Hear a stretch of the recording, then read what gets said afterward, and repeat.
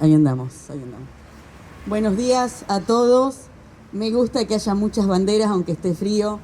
Eh, Pirámide fundacional. Nosotros hemos tenido un origen fortinero, un origen militar, a partir, como decía Diego recién, cuando comenzó el acto. 25 de junio de 1852 se asienta en esta zona, no acá exactamente, pero en la zona de Mercedes, la compañía de blandengues La Valerosa de la Frontera. En esta zona. Sobre restos, diría el historiador Ricardo Tabosi, según sus investigaciones, sobre restos de un fuerte anterior, ubicado aproximadamente donde está hoy el Tiro Federal, allá pasando el Parque Nuevo. Se había sentado una compañía de milicianos 7 años antes, y sobre restos que después la abandonaron, y sobre restos de ese fuerte, de ese fortín, se asienta la compañía La Valerosa, para guardar, para defender a Luján.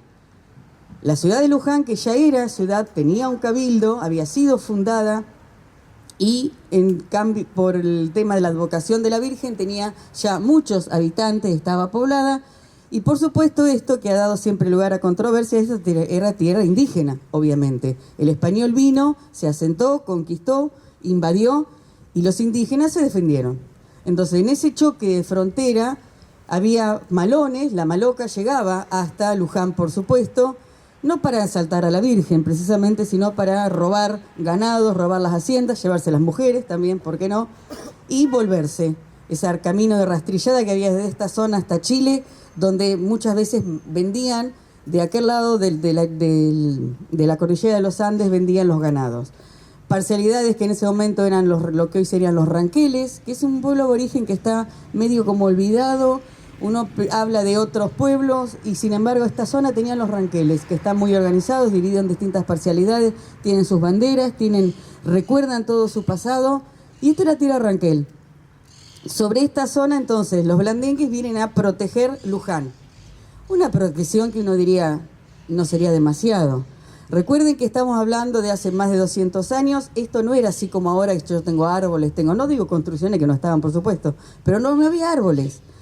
Cuando uno lee o lee los textos escritos por los relatos de los viajeros que andaban por toda esta zona de la Pampa, ellos decían que era como una especie de mar. Miraban y veían el horizonte y era un mar verde o amarillo, según la época de sequía, donde lo único que tenía era el cardo. Y si ustedes recuerdan, en el escudo de Mercedes tenemos una flor de cardo. No está ahí por casualidad, porque no había nada. La Pampa tenía el ombú, como dice la frase, que el ombú tampoco es un árbol, es como una especie de arbusto, o sea, no había nada, era todo. Yo desde acá, desde Mercedes, después los invito a que antes que termine el acto o después, para que miren la maqueta que tenemos ahí traída del Museo Míguez, que recrea una idea de lo que sería el fuerte, con un mangrullo. Entonces un mangrullo que ¿cuánto mediría? 5 metros, 4 metros. Entonces yo desde esa altura, que era demasiado para esa época, yo veo la polvareda. Si veo una polvareda, ahí vienen los indios. Yo tengo la maloca que está viniendo para robar, para atacar. Entonces, desde estos camino de frontera, de línea de frontera, de fuertes y fortines, yo cuidaba, resguardaba y miraba qué era lo que pasaba en esta zona y estaba atento para avisar, guarda que vienen los indios. Y ese es nuestro origen. Y a partir con los nombres que tenemos acá en el monumento, de 40 a 50 personas nada más, que fueron los primeros habitantes, pobladores de Mercedes. Se fueron asentando con sus familias. Primero estuvieron, ya les digo, en ese fuerte allá más lejos.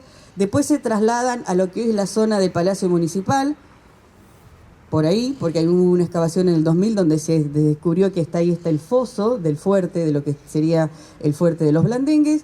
Y a partir de ahí tenemos el centro de Mercedes.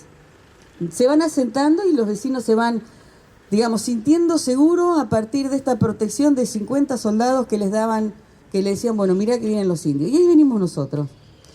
Entonces, de esa combinación de una frontera muy móvil, uno siempre habla de la guerra de lucha del blanco contra el indio, pero no siempre era así.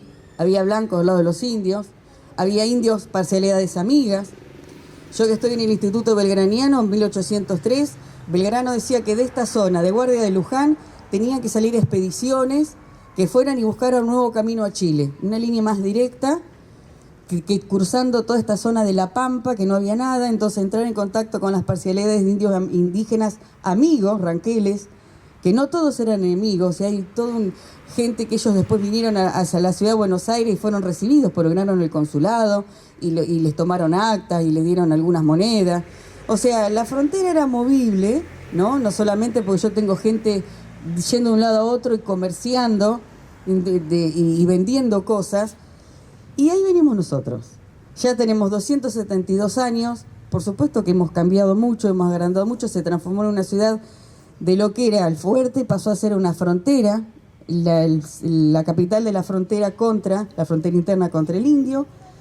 Y después de ahí nos fuimos transformando en una ciudad, algunos dirán, no sé si estarán de acuerdo, pero una ciudad bastante administrativa. Somos una ciudad de empleados en general.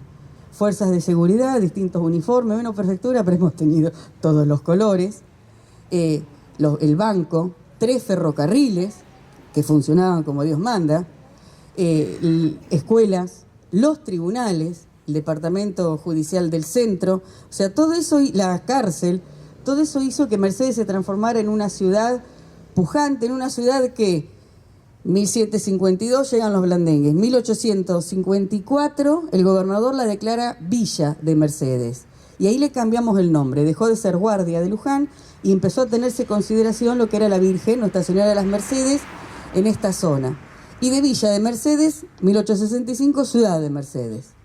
1886, todo lo que es la autoridad municipal de intendente y consejo deliberante.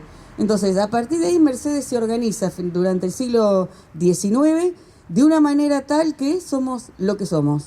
O sea, una ciudad de mucho comercio, una ciudad de algo de industria también, fábricas, una ciudad de empleados, una ciudad que estable, una ciudad tranquila, porque hace que uno tenga cierta estabilidad y da unas características que a lo mejor los pueblos vecinos, Chivilcoy tiene otra forma, Luján tiene otra forma, cada uno va acomodando a su origen. Así que un gusto estar acá, los invito en serio para que miren la maqueta del Fortín, de lo que fuimos. Y estamos en el siglo XXI, entonces ya vamos para 300 años, dentro de un tiempito. Y bueno, tenemos otros desafíos, hay otras cosas, el mundo es otro, y eso no quiere decir que tengamos que recordar nuestro origen, que repito, es origen, no es fundación. Uno lo dice porque queda más lindo, pues como que da otra categoría. Pero nosotros tuvimos un origen a partir de del ataque indígena de la frontera, nos formamos para resguardo del fuerte. No era fundar, ustedes saben que para los españoles era venir, como uno ve las imágenes, los cuadros de la Fundación de Buenos Aires, Juan de Garay, con un escribano, un sacerdote, notariado, yo tomo posesión en nombre del rey, le voy a poner un mapa. Pero eso acá no pasó. No solamente acá, sino en muchas de las localidades. San Andrés de Giles lo mismo, Navarro también tiene origen fortinero. Gowland surge a partir de las paradas de los trenes, que es otro gran fundador de pueblos, los ferrocarriles. Entonces hay distintos orígenes. Nosotros tenemos esto y bueno, esperemos que... Me gusta que haya mucha gente, muchos alumnos, muchas banderas y sobre todo acá los chiquititos, divinos, porque eso hace a que ellos comiencen a tener una idea más de su ciudad, de su pueblo y poder querer, ¿no? Y poder defenderlo y poder, ellos son el futuro y poder hacer un poquito cada día mejor nuestra ciudad. Muchísimas gracias.